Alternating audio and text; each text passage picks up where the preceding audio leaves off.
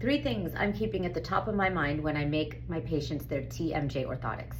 So first and foremost, I always keep the severity of the TMJ condition in mind. So if the problems are primarily muscular, so there's really no joint noises, no joint locking, nothing like that. It's more pain, and the pain can be debilitating, so I'm not saying it's not a big deal.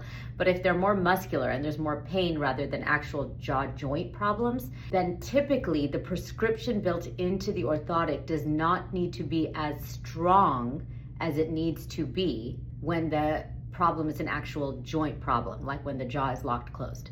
The second thing I always keep in mind is the right and left component of the prescription that's built into the orthotic. There's three main dimensions that we take into place: the right and left, the forward and back, and the vertical, how open the orthotic allows us to be. The most important one to get right, the least forgiving one, is the right and left.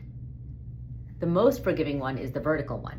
So I always look at what the software shows me is the right and left position where the muscles and joints are happiest, and I compare that to where the patient's natural bite is.